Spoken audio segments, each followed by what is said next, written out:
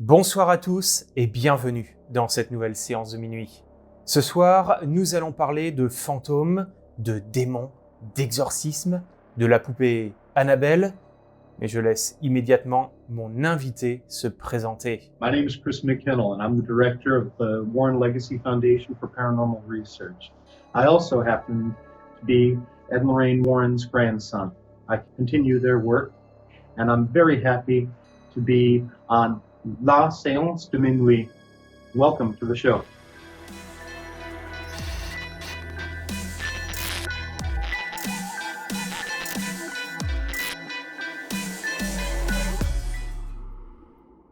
Est-ce que c'était pas un peu effrayant d'avoir des grands-parents comme Ed et Lorraine Warren? Of course it was. I grew up with it. My earliest memories are actually of being afraid of ghosts. I think it's my earliest memory is I was afraid of ghosts, and my grandmother, Lorraine, told me, "Don't worry, honey, there's no such thing as ghosts." She lied to me. But, you know, she did it because I was 3 years old and I was afraid to stay at my great-grandmother's house. Est-ce que vous avez des anecdotes à nous raconter quand vous étiez enfant et que vous alliez chez vos grands-parents? D'ailleurs, quelle a été votre première rencontre avec le paranormal? But by the time I was 4, I had been locked in the museum, and that left an impact on me. And my grandfather took me on my first case, or our first case together, when I was 16 years old.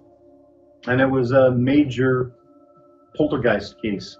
It wasn't something where we just went into an abandoned house or something. We never did that kind of thing. It was a horrific experience. It was right out of Hollywood. The pounding on the walls. The husband and wife were terrified. They wouldn't even go in the house until we arrived. They were clawing inside the walls like a giant creature in the walls clawing. And you could hear the growling. And we went up the stairs, and the walls were shaking. And as we went up the stairs, I turned the corner and I looked in the bathroom, and the crucifix was upside down. By the end of the evening, 2 hulking black shapes came down the stairs at 3:15 in the morning. And the woman and my grandfather were on a couch next to me, and I was in an easy chair. The husband and another man named Paul Bartz were upstairs. We were all on the phone with an overnight radio station, WTIC, out of Hartford, Connecticut, in the United States. They were experiencing what was happening live with us as it happened. So these things came down the stairs, and the woman started screaming that her face was on fire. And when we looked, we could see 3 claw marks appear on her face and blood dripping down. Then there was a pot that we had been burning Holy Church incense in, and it was in the kitchen. It came out of the kitchen, flew around the corner, and sprayed at my head. Just missed me, hit the window right behind me. The shade went up, the pot was crushed, and yet the window didn't break. The woman was screaming that she wanted to get out of the house, and the lights were going on and off. So I got up and I was going to get her out of the house. I wanted to get out of the house at that point. I was terrified. I was only 16. I got to the front door and the door was locked. We couldn't open it. And then the chair I had been sitting in, which was a big recliner, flipped over and came halfway across the room at us. Then the door opened by itself, and she and I got out, leaving my grandfather sitting on the couch, still on the radio, with all of this happening around him. The man was amazing. That was my first night in a haunting. Et qu'est-ce que cela a changé en vous d'être mis face à ce genre d'événement qu'on pourrait qualifier de surnaturel? I was afraid of the dark. I mean, pathologically afraid of the dark from 8 years old until I was 16. Then I went on my first case. The next night, I was never afraid of the dark again. It was burnt out of me. I've never been afraid on a case since that night, nothing phases me anymore because I faced it. You know, it was baptism by fire, as they say. Et comment l'avez-vous vécu d'être associé à une famille dont les grands-parents sont des chasseurs de démons, chasseurs de fantômes? I was raised with that part. It was just life. J'imagine qu'à l'école, ça a vraiment pas dû être simple. Exactly. It was a little embarrassing sometimes because I was the weird kid at school who had the ghost hunters for grandparents. But by the time I was about 14 or 15, things had changed. And people were more open. When you're in middle school and younger, children are not as accepting. And it was a different experience. But by the time I was in high school, I was treated like, wow, your grandparents are the Warrens? Et comment réagissaient vos grands-parents face à cela, de savoir que leur activité pouvait également affecter votre propre vie? Well, my grandparents were great about it because by the time I was in high school, they would come to my school and do lectures for free. And so the kids got to see what they did. They would put on a slide presentation and show all of the evidence they had and talk about Amityville and all of the other cases, Annabelle, of course. And that was wonderful. After that, people really believed. Est-ce que vous avez des anecdotes de choses qui se sont passées chez vos grands-parents, parce que c'était un lieu quand même très particulier, avec ce musée à côté où ils entreposaient tous leurs objets? Racontez-nous. Sure. I was 3 or 4 years old. I'm not exactly sure. And my sister was a year younger than me. And she and a friend locked me in the museum at night. I screamed bloody murder. But happily, my grandfather was in the back office, in his office, and he heard me and he came running. But it left a strong impression on me. Most of the time, and I hated to go down in the basement. My grandfather was a practical joker. So there would be rubber bats dropping from the ceiling and all these hideous decorations. It was his Halloween room in the basement. And that basement had a corridor that led to the museum, which is a separate building, which looks like a dungeon door, and it's all stone, and there are these awful paintings that my grandfather did of hauntings lining the walls. So it was quite an experience. But most of the time, it was holidays, it was family gatherings, it was my grandmother being the most grandmotherly person you could imagine. Always puttering in the kitchen, never sitting down and eating with us because she was up and taking care of all of us all the time. She would spend days baking and cooking, and Christmas was amazing. She would come in with bags and bags and bags of gifts, and that would just be for one person. And then she'd go out and get more bags and bags and bags. It could take hours to open our gifts because we did it, one at a time, go through our gifts. It was a wonderful experience. Ils en parlaient avec vous de leurs enquêtes, des gens qu'ils allaient rencontrer, des phénomènes auxquels ils étaient confrontés? Just family. It wasn't until I was about 14 that we started having those conversations more. I mean, I read about it in the newspapers and stuff when they were doing something that was high profile. But when I was 14, I started going with them on lecture tours and going to talk shows and news programs. And that was a wonderful experience. I got to see a lot of the country. I got to meet very interesting people who were having problems. Or, matter of fact, we were out in, I think, Ohio. And one of the priests from the actual Exorcist case, see, the movie The Exorcist is based on a true case. And it was actually 3 different priests, and one of those priests went to the lecture, so I got to meet him. That was an interesting experience as well. Vous les avez accompagnés durant leurs enquêtes, notamment sur des cas d'exorcisme? Oh, many of them, actually. I'm in the first edition of a lot of their books, and then I didn't like the attention, so I didn't sign a release to allow them to use it in my name. So they changed it to Chris McKenna instead of Chris McKinnell. But The Haunted, which was the West Pittston, Pennsylvania, the Schmerl home, I was in that. Maurice Theriault, that's Satan's Harvest, that was one of my cases. The Haunting in Connecticut, that was actually my case. I lived in that former funeral home for 9.5 weeks every single night. Et un cas d'exorcisme en particulier, celui de Maurice Theriault, qui d'ailleurs est le premier exorcisme à avoir été entièrement filmé. Yeah, well, this is interesting. I was there for the exorcism. And you can see me in the video, actually. I'm off to his side, and I lean in. The truth is, the drooling blood, we saw that. We saw the bleeding from the eyes. But the scaly skin, like a snake skin, and the split in the forehead, they were not there. Not in the physical world. They only show up on video. And remember, this is video before computer-generated bullcrap. As a matter of fact, during that exorcism, my grandfather was having a heart attack. Et vous pensez que cette crise cardiaque a été causée directement par l'exorcisme ou la possession de Maurice? Well, it was his first heart attack.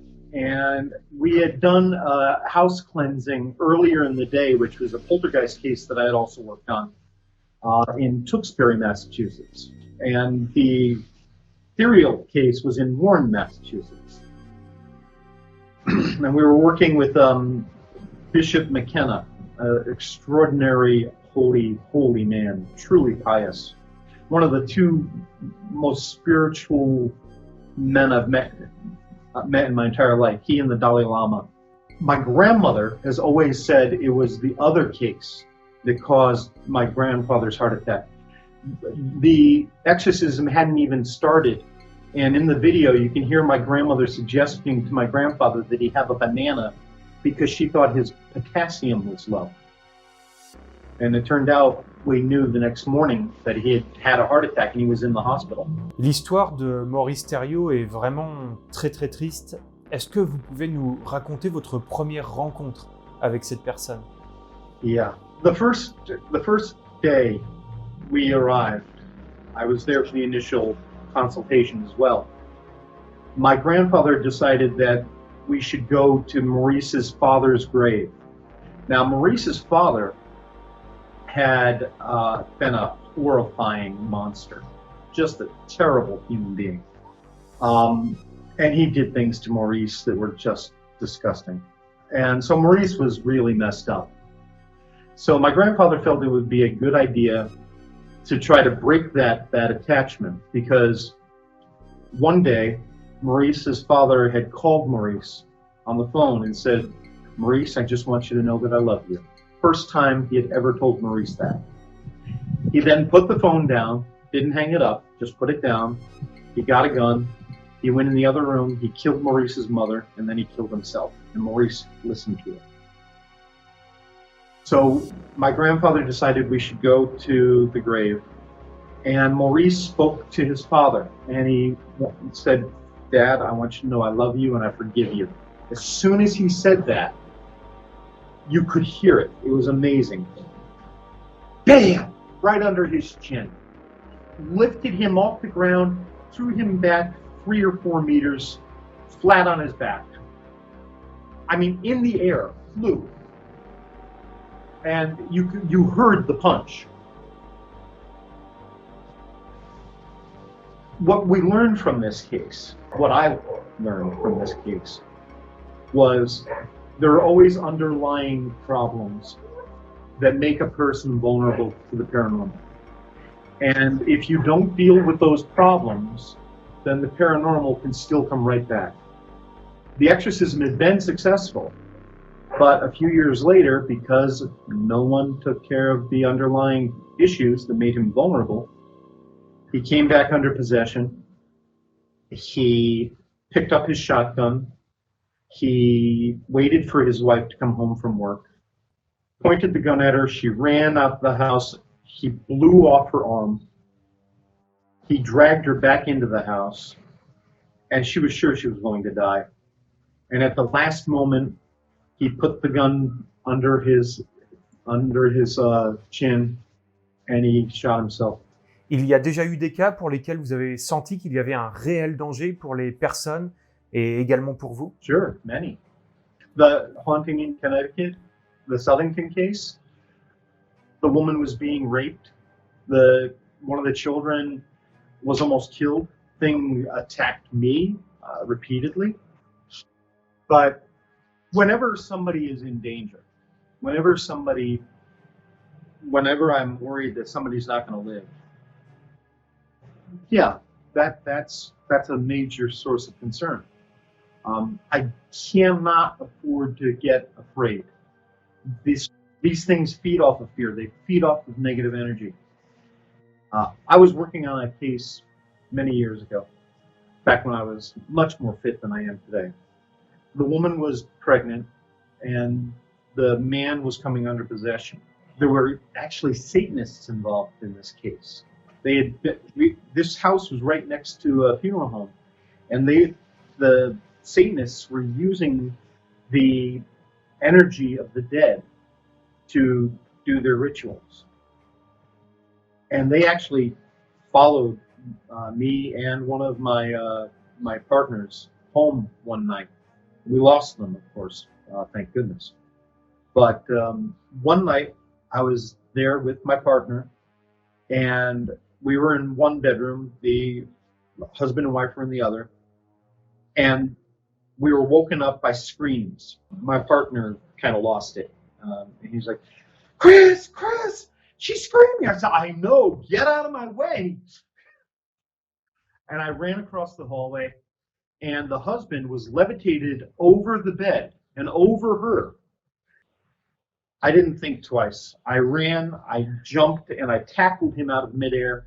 We fell over on the other side of the bed, at which point my partner did come in, and I'm screaming, by the power of Jesus Christ, I command you to be gone.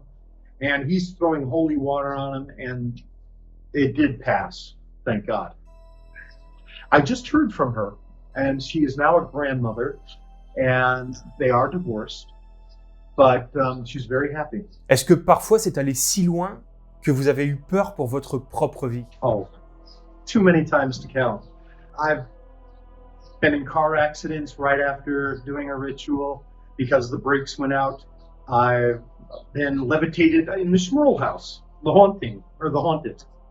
I was at the top of the stairs with Mrs. Schmerl and somebody who was helping me that weekend. And all of a sudden, I'm above the stairs. And I'm thinking, I'm about to go down the stairs. But they both grabbed me like a balloon and pulled me in back onto the floor. I've been burnt, I've been poked, I've been stabbed, I've been threatened with death. Oh, and I've had the gas turn on my stove without the flame, and fill up the whole house. Yeah, filled up the whole house with gas 3 nights for 3 nights in a row before I went on a case. They always try to scare you off, and I don't know why they bother. It's never worked. But I had a colleague I was sending into a really bad case, and he had a stroke the night before he went on the case. So yeah, this can be deadly. Ces démons, ces esprits, ces fantômes, d'où ils viennent? Comment se fait-il qu'ils puissent interagir avec notre monde? Well, you have to understand. Ghosts, let's start with human spirits. Right? They don't exist on our plane of existence. They are in another dimension. But they can slip into this dimension in a way, partially. Sometimes they can even physically manifest, which is an extraordinary event. So yes, they exist outside of time and space. That means that they are not bound by that. They can show up in your household instead of right here.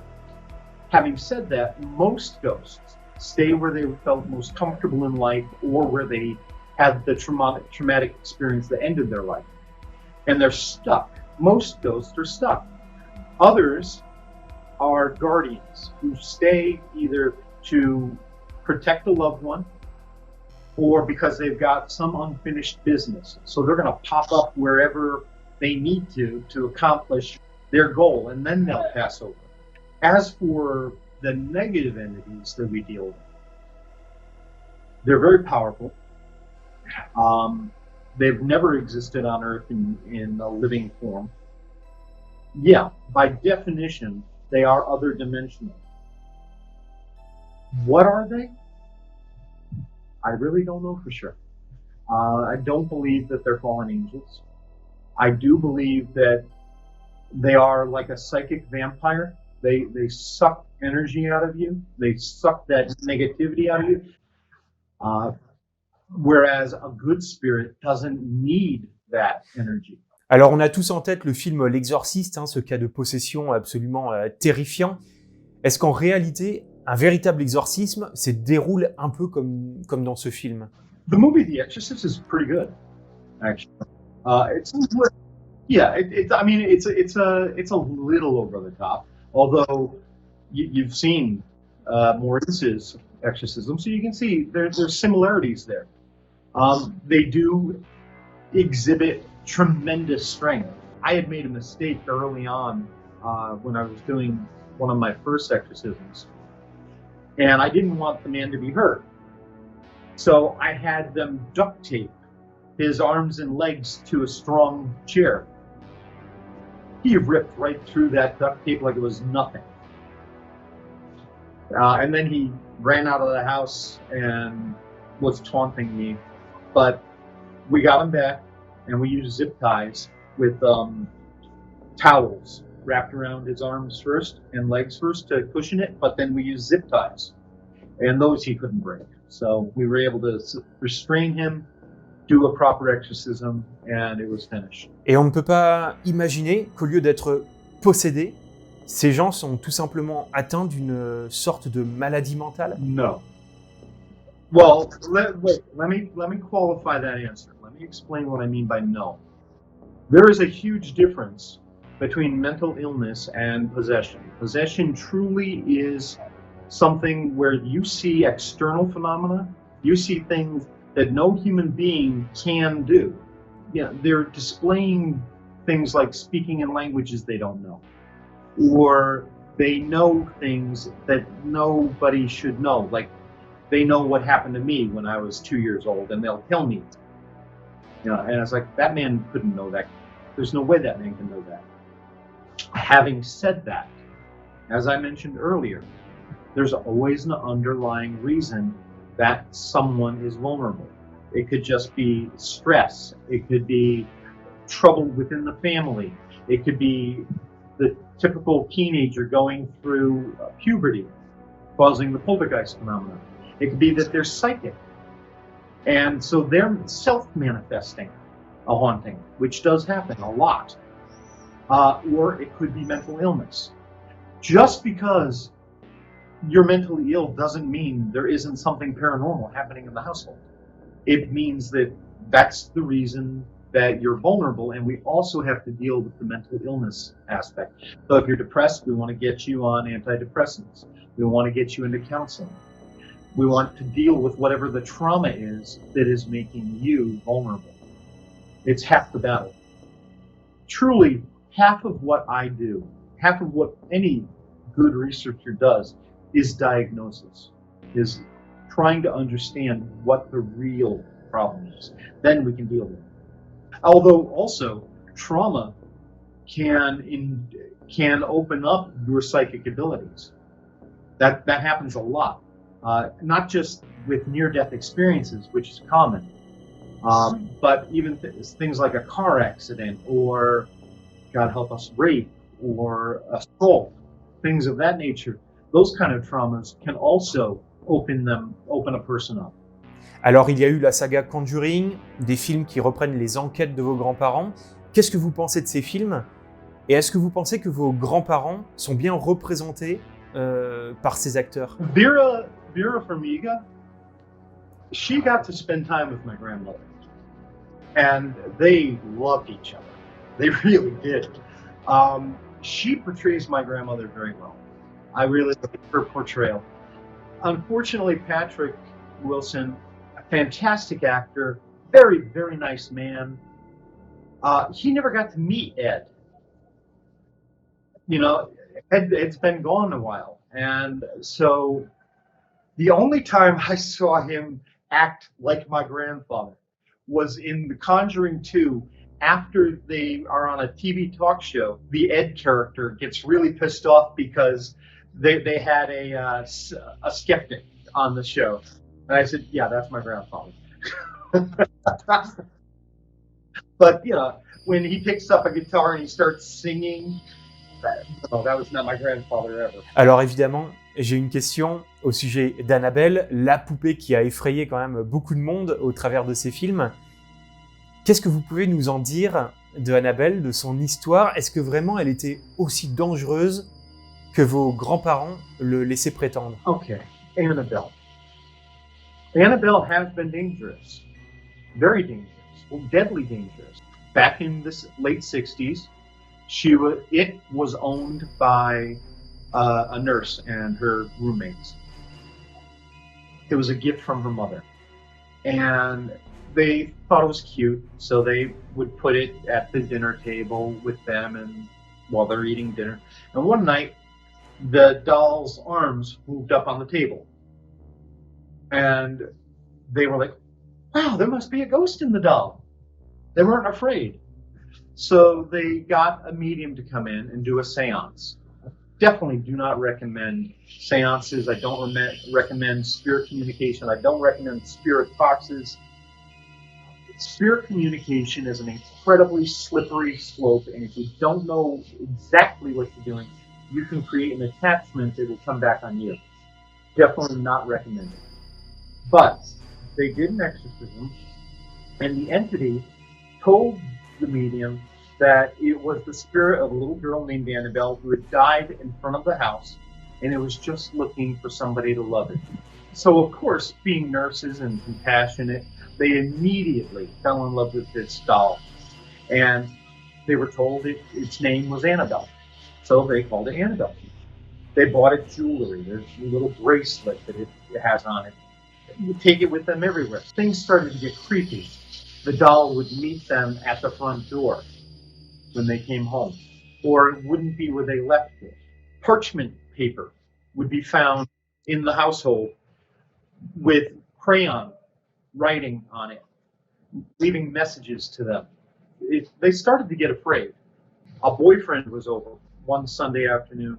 He had been sleeping on the couch. He woke up and he said, I just had a nightmare that Annabelle was on top of me, choking me. And he picked up Annabelle and he threw it across the room and he said, you're just a dumb doll. When he said that, 3 claw marks appeared across his chest. That's when they contacted their priest. And the priest contacted my grandparents. My grandmother immediately my grandmother was an amazing psychic. The greatest psychic I've ever seen in my life. I have seen her do things you couldn't begin to imagine. She immediately discerned this was not a little girl. This was a negative, evil entity, a demon. So they cleansed the home, they took the doll, and they brought it back to their house. This was 16 years after they really started doing this work. They were still struggling and learning themselves.